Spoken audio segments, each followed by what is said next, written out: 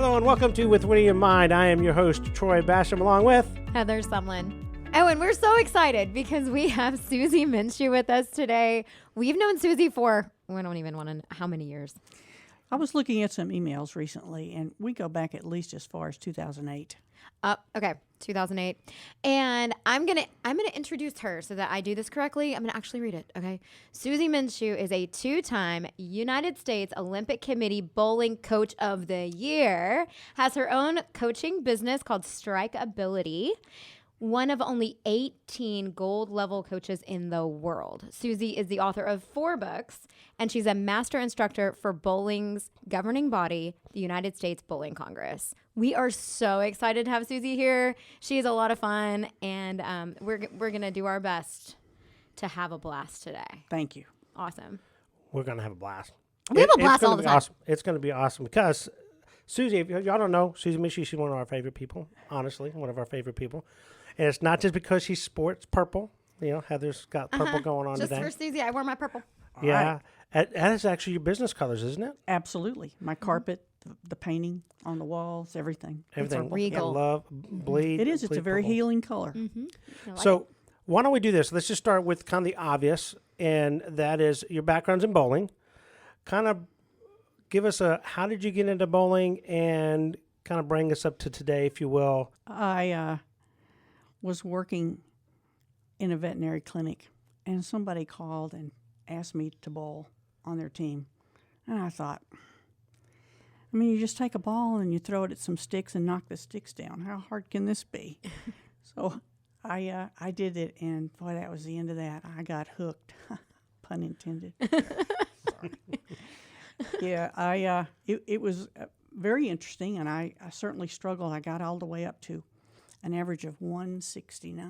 Ooh, Oh, I bowled yeah. that one time. One time I did. That's my high score. Yeah, and a perfect score is 300, right? So we're talking halfway there, kind of thing. Yeah.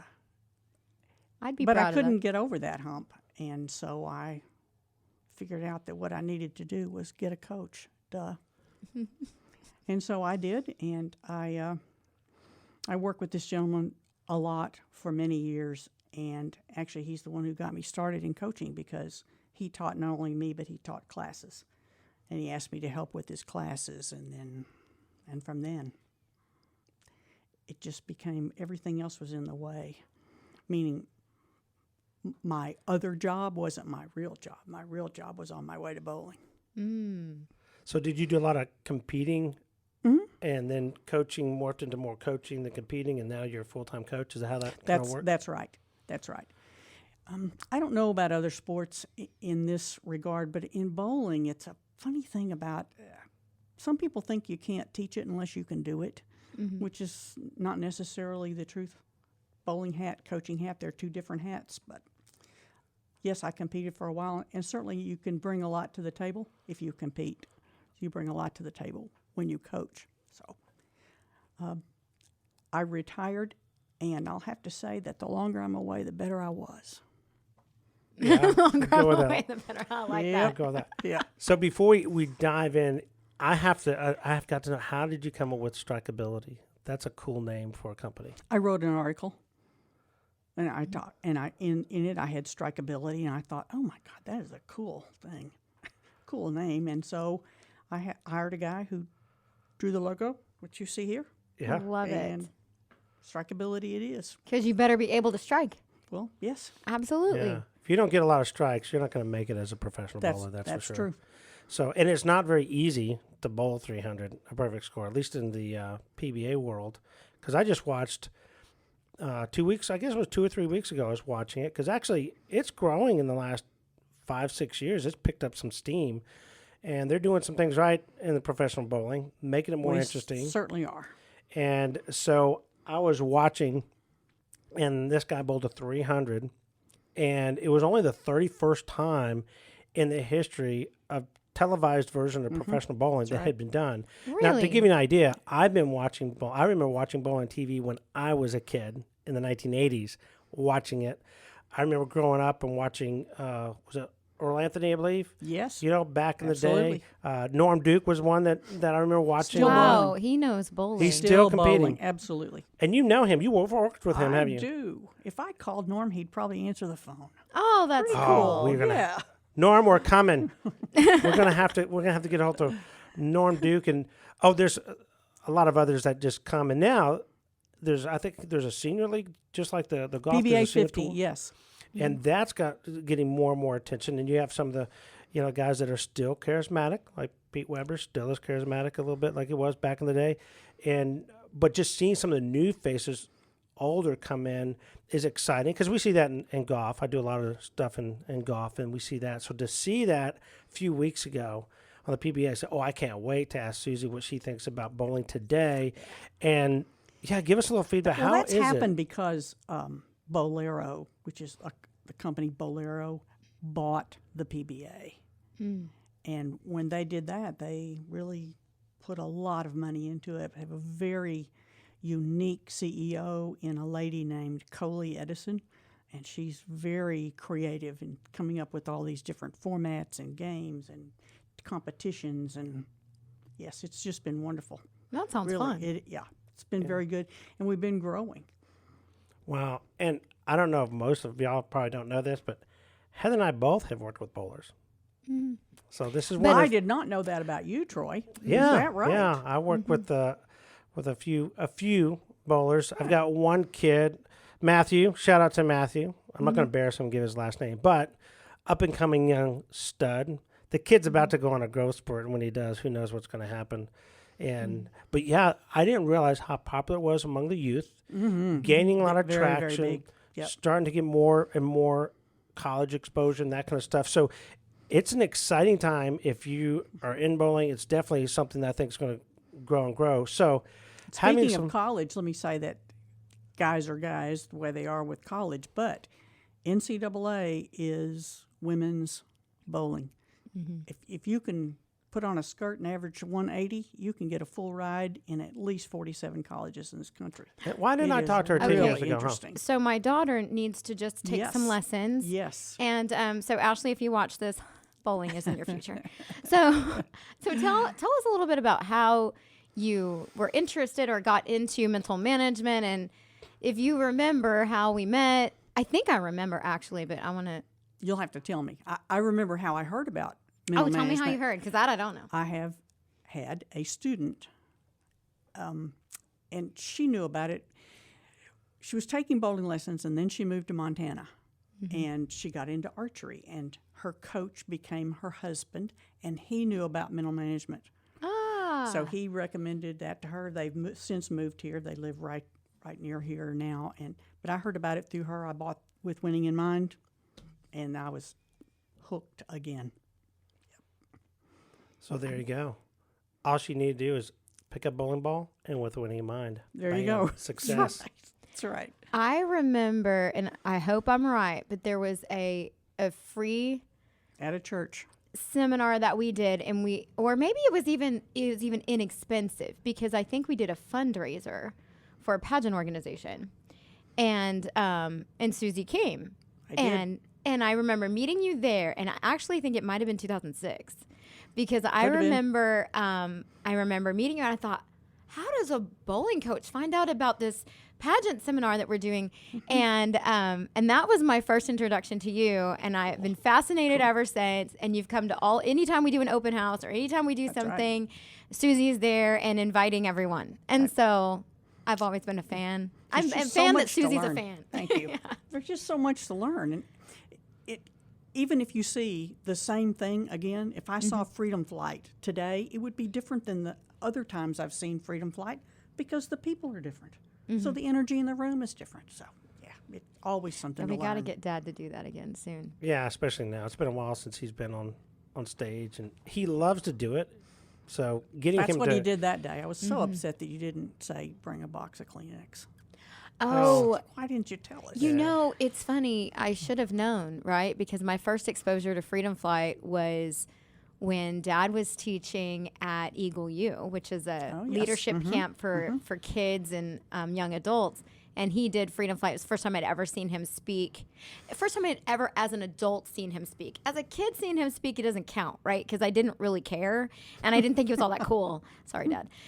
But when I watched it then, and I was working for him, and there wasn't a dry eye in the house. Every kid is tearing up, and I'm like, you can get teenagers to cry? That is really strong. That is very powerful. So that's why the book happened, because I strong-armed him into Well, it took writing it years and years for us to twist his arm to write that book. He's like, nah, because I tell it, and the character that I talk about is really a conglomeration of multiple people.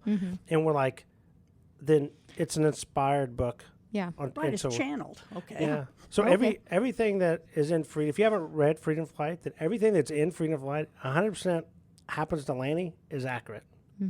And then the main character is actually the individual that he met on a plane that he kind of shares in the story. That happened, but that individual, he kind of morphed into his granddad, his coach, this individual, and a couple other experiences from people in their close connections. And he created this character that really is impactful to illustrating some of the principles that he's making through the book. And so he finally got his head around it. Fine, I'll do it. And then he didn't want to put based on, it's inspired by true events. That's how we got him to finally say, okay, put in print. But everyone who reads it, they come back and say, oh my gosh, that was so good. And so you were hooked there. Now, staying on the middle game, we asked this question to all of our people that we wind up meeting, potential clients or current clients that we start working with. Interesting to know what your take is from bowling aspect. What percentage of what you do is mental? In other words, how important is a mental game in their sport or their activity? Of course, it's kind of if they say it's 20%, we kind of just say, okay, we need to go our separate ways. But most of the time, like it's real important. How important is it in bowling, you think, the mental component? Well, if they're my client, they think it's very important. As a matter of fact, I teach them that bowling is 100% mental and 100% physical. It can't be anything else. It just can't be. My coach used to tell me that you can't think them down, but I don't know, that maybe you can laser them down with staring at them. Even someone who has 100 average has a mental game. I mean, it's just very important. The key, I think, for me in the mental game in bowling is that I ask the right questions that help people understand that every time you throw a shot, what happened is either strategy or execution. If it's strategy and it worked, great. If it's strategy and it didn't work, we just need a new plan. Right. And if it's execution, then don't do that. Oh, well, I would have thrown it better. If you could throw it better, you would have. So if it's execution, it's either great, good, or needs work. And do you have them kind of break down when you're working on to see if they really understand what they're supposed to be doing that execution from a physical and a mental, or like how detailed do you have to be? Because I find this with golfers, and it'd be interesting to see what you say. I would assume it's different, but you know what they say about assume, don't. Yeah.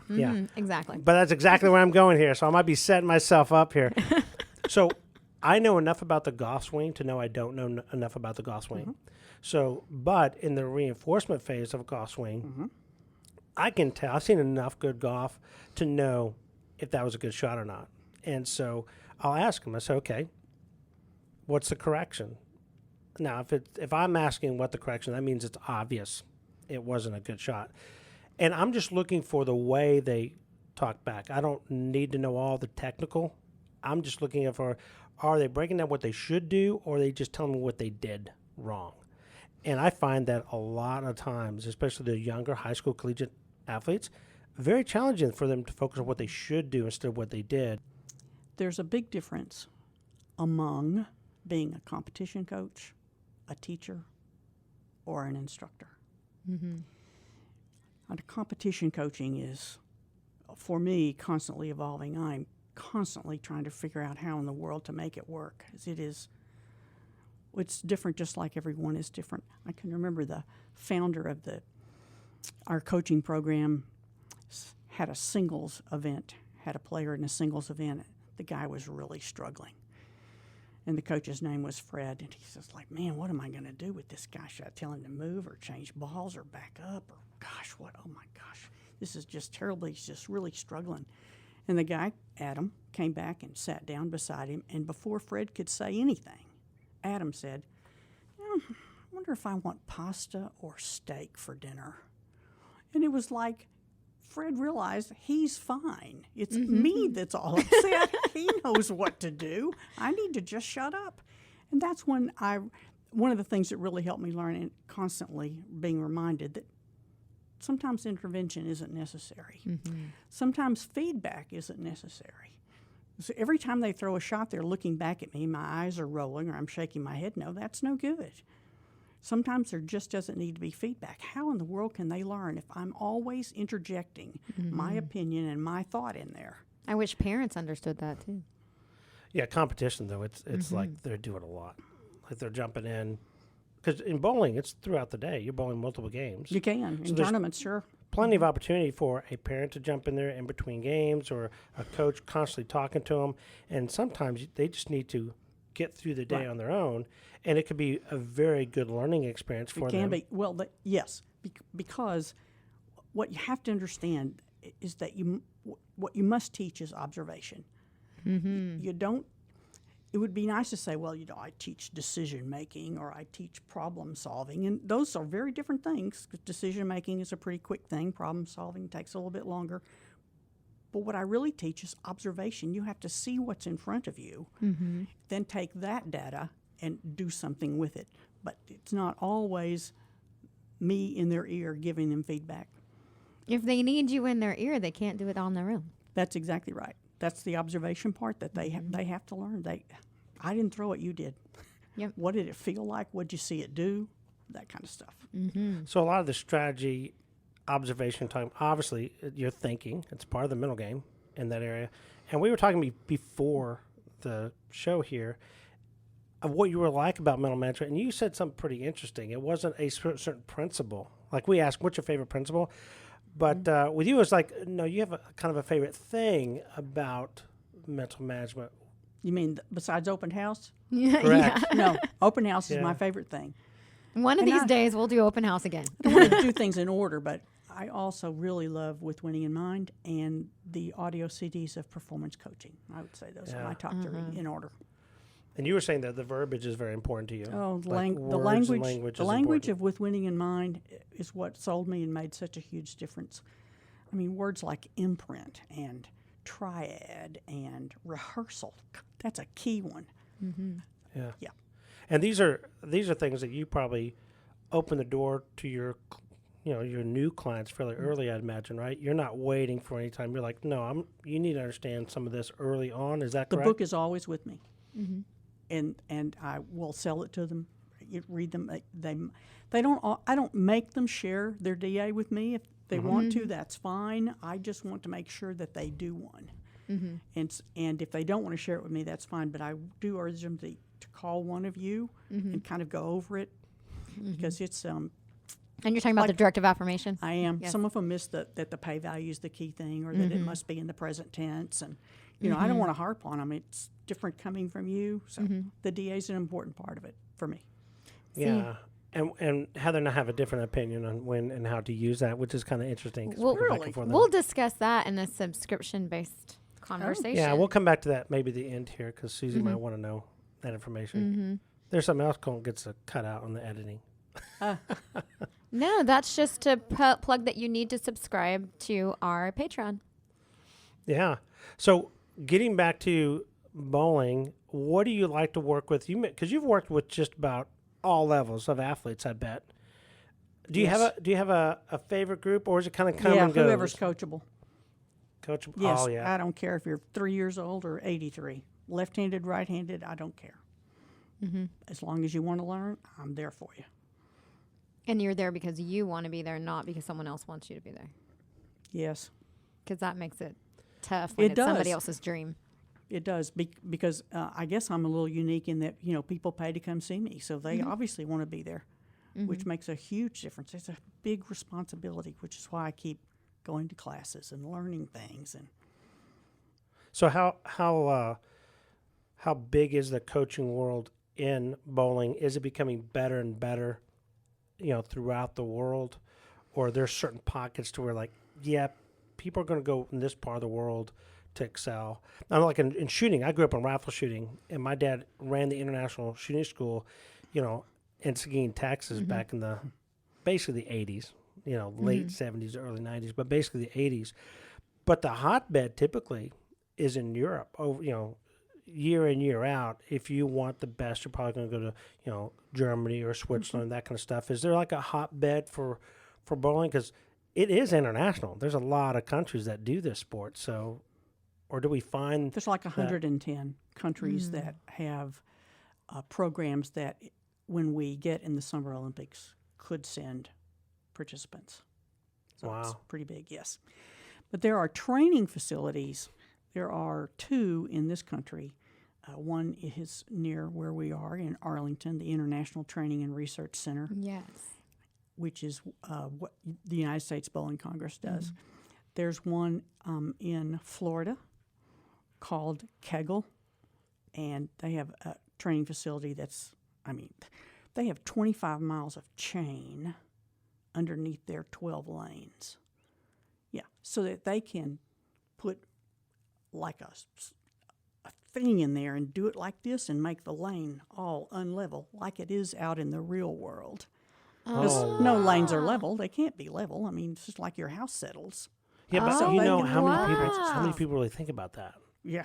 I've never thought about that, but that makes so much sense when you say it that way. So they literally can modify any way they want. I have an Absolutely itching to right. go bowling like crazy. I'm Well, where's from competition outside of the training? Competition, where is it? Like we're in Texas, so we're in sporting clays Mecca, Oh. golf Mecca, Florida, obviously big in golf kind of thing. What states are really big in bowling? Texas is pretty big, obviously. If we got the a big Dallas-Fort trend for Worth them. area is very big because we have so many professional bowlers who live in this area. Michigan is big. New York is very big. There's a lot in California, but more along the eastern seaboard. Okay. Not If not, much. if you want to be in Central, you better be in Dallas-Fort Worth, huh? That's right. That's the place to be. Wow. Because we have a lot of really good players here. That's why we have so many tournaments. Heather, where have we been? We should have been bowling for the last 10 years, huh? I should have been doing a lot of things. I did. I've taken one bowling lesson in my lifetime. Yeah. Early on when we were little, Dad. Oh, yeah, had us take a I lesson. did too. We went as a family. That's when I realized when you go. We did. When was this? This was when this we were one- little. Oh. Yeah, When we were little, and I obviously didn't retain much because, like I said, that 169 was the highest score I've ever shot in my whole entire life, and it was a freak accident. Yeah. Yes, Like- and that is the deal. If you can't repeat it, you can't repeat luck. So, I'm pretty consistently 100. all right. Okay. Everything else is gravy. If it's above 100, but I'm a very competitive person. So if I'm bowling, so bowling with the family is not always fun because then it becomes a competition, and I don't like to not win, but I do win sometimes. But see, my husband, his father used to bowl a lot, and he's bowled at 300, and he used to compete. I don't know. So for some reason, my husband is better at it. I think it's genetics. I don't know. I think it's just because we haven't had Susie coach us. Yeah, Well, that's we're just exactly gonna right. have There's to. a bowler down in there. We just need to find We him. gotta Yeah, bring 'em unleash back- the bowl. Well, bring 'em back now up. his arms hurt a lot, so I bet I could beat him now. There you go. That's There's probably the not title nice of your. to say. There's the title of your 5th book, Unleash the Bowler. Oh, I like it. There we go, with bowling in mind. Mm-hmm. So We're gonna partner with Susie. I don't think it would be that hard to pick up bowling. Do you think older in life, or do you think it's one of those sports that you want to be? Oh, no, it's a younger? lifetime sport. Absolutely. Okay, because like in Absolutely. my You can do it at any age. That's why I have students that are 83. yeah, because I'm not doing 3-position rifle shooting anymore. I can't get down and kneeling and get back up without pain. So to me, I'm not doing that. And then some sports that you would pick up later in life, the learning curve is like I don't have time. Bowling learning curve not so bad, or Well, it depends on where you want to go with it. If you just want to be a big shot in league, it's not going to be terribly learning curve hard. But if you want to be a pro, I want to be good then- enough to be respectable. How long is it Well, going to how take do you me? define that? Like you want to have the highest average in your league? Oh gosh, I at least want to be competitive beyond my league. Okay. If all you wanted was your league, that's called a house bowler, and that's really kind of an insulting thing. I don't want that. I want to go You beyond wanna- that. Yeah. Yeah. So a scratch bowler is somebody who can average about 220 anywhere they go. There you go. Let's go with Okay, that. okay. How difficult would that be for? How quickly could you get me there? If I had and you tell You were me how much. coachable. I think I'm coachable. Don't well, No, Dad, am I coachable? I just know that's a requirement for Susie, so I'm just making sure you know. meet the requirement. I put it this way: I was coachable in my 20s. Now that I'm in my 50s, I don't know. My wife might tell you, Susie, I don't think so. I think she But- could get Francis there before you. Yeah, Frances, she doesn't want to. I don't know why. So let's do something Aw. together. We could bowl. I said, I know the perfect person. Bowling is very therapeutic. You know, you get So- to knock stuff down and nobody makes you pick it up. Okay, so I See? love it. so I know equipment's very important It is. because you can't just go down and get yourself a bowling ball off the rack and think you're gonna be good. There's a little more to it than that. Assuming we had the right amount of equipment, you would help with. You would make sure I had the right I equipment. would. Right? And then obviously the right instruction from the get go. Mm-hmm. And then how many times during the week would If you, you took think you would a lesson at least every other week, and Yep. you practiced a couple of hours a week, we could probably do it in 5 or 6 years. And if I want to double my time, I want to practice, let's say I go 3-4 times a week, an hour and a half each time, and I'm coming to you every other week. Yeah. So you remember that 169 Yeah. average? Yeah. So I asked around about finding a coach because I realized I wasn't going to get over that plateau without one. And I found him. And the people on my team were averaging like 182. And I thought, oh man, if I could ever just average one, it's a huge number. So I find Mr. Harris and I say that to him that I want to average, 180. And he's rolling his eyes because he knows it's not going to be enough, even though, it just never is. So I started taking lessons. He told me it would take 5 years for me to be a scratch bowler, which at that time have been a 200 average. Okay. So I started taking lessons in August. Now, you know that the bowling season runs from September to May. I do now. Okay, so I got it. I started lessons in August, and league started in September, in a month. And I'm going into league with my big old 169 average.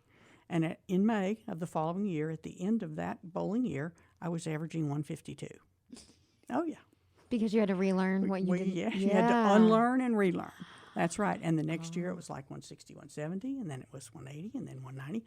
And 5 years later, I was averaging 200, and I never looked back. He was absolutely right. It took 5 years of me going to lessons at least every week. I practiced. I bowled in tournaments. I wore holes in the carpet. In fact, just above the baseboard in the hall, there was a hole. There was a hole about this big where the ball hit it because I was practicing at home. Yeah, I practiced all the time. And it was worth every moment of it. Could you imagine that? Your husband walks in and a ball's coming right down the Jump over it. at him. So there is a little bit of learning curve. You're going to have to invest some time. And if you think you're going to do this within a year, then you got something else you need to think about. Well, you'd have to probably lower your goals if you Yeah, only that wanted a just year. quit and just live bowling. I'd be Susie's next door neighbor. She'd be like, Troy, you got to go back to work. This is not happening.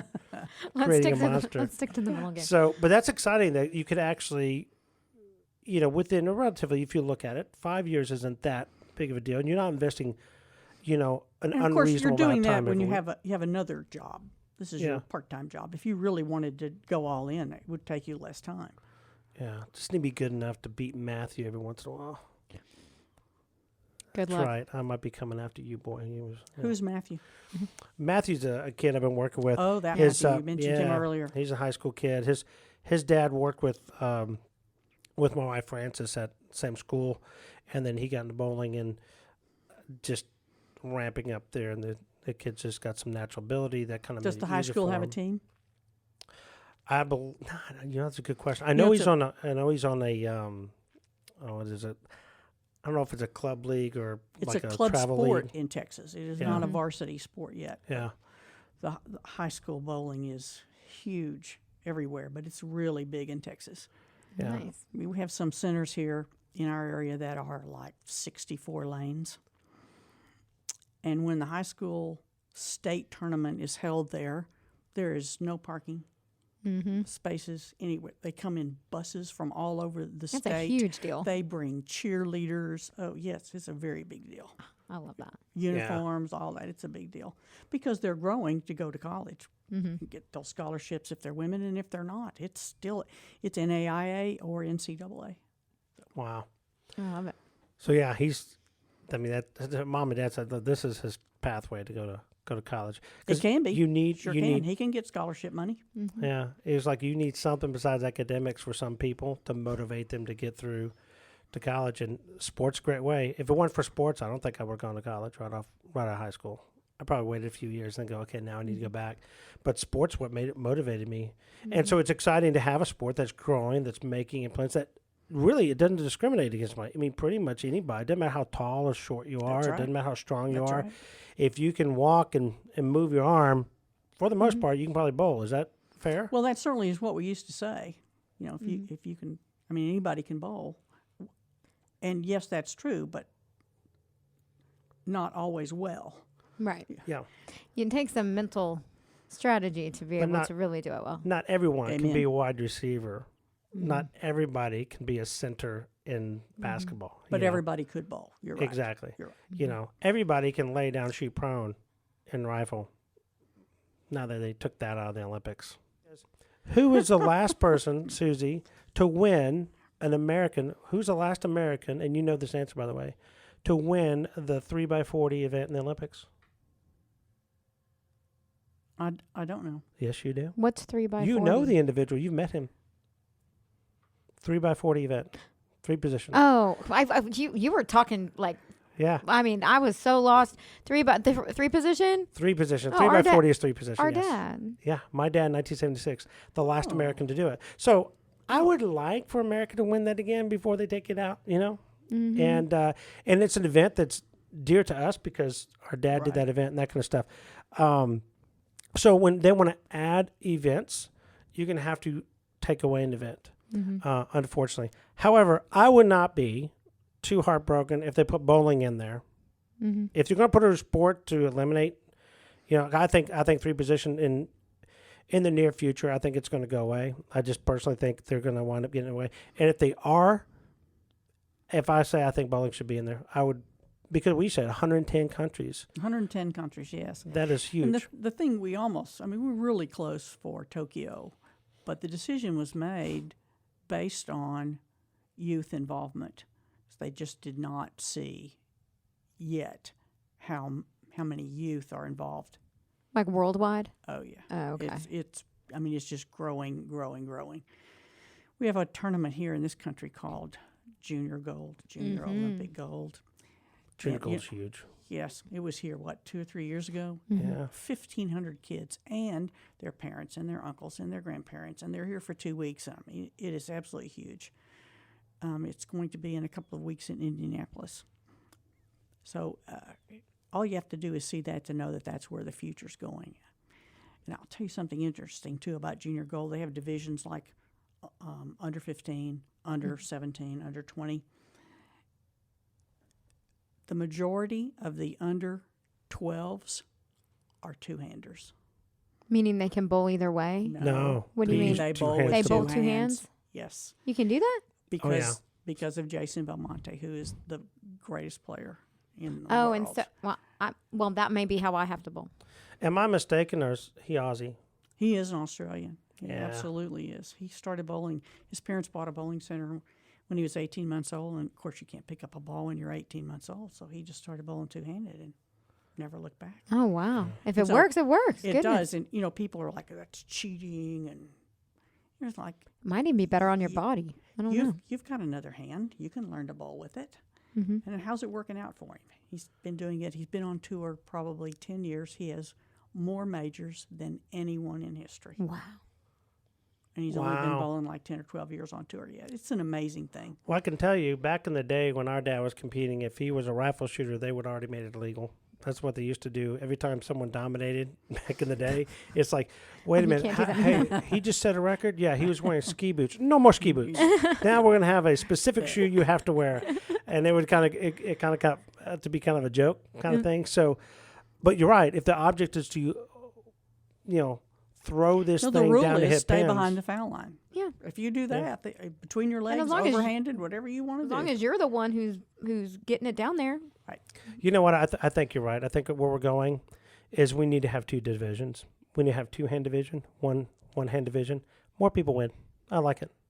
That's all I'm saying. Having more people win. So you want everyone to get a trophy? I was going to say, No, we're in participation. participation No, I'm trophy not a thing. participation trophy.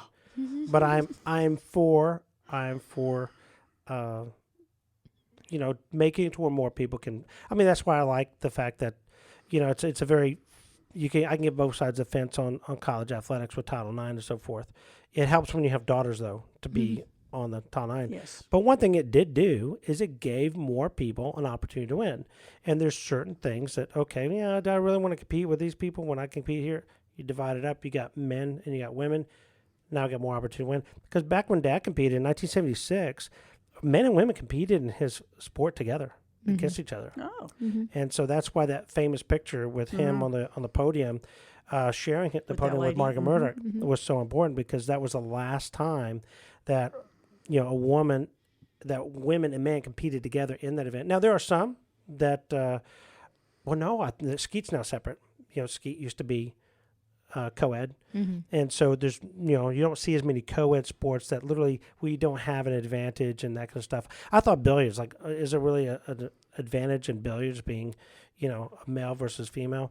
And until we got to work with one of the top professional billiard players, Hunter Lombardo, is one of the top 5 pros here in the United States. Really good player. And he's now a certified coach with us too. Yeah. Oh, cool. And he's probably one of the most technically sought out coaches up in the New York area. He's super busy, but he's one of the top guys. And he says, "Oh yeah, Troy, there's an advantage." And what he goes, the average professional guy can draw the ball further because they put more force, more spin, that kind of stuff. I'm like, really? Same is true in bowling. Yeah, I never thought Men about and women that can't compete against one another on an equal playing field. because there is that much of a little bit of advantage.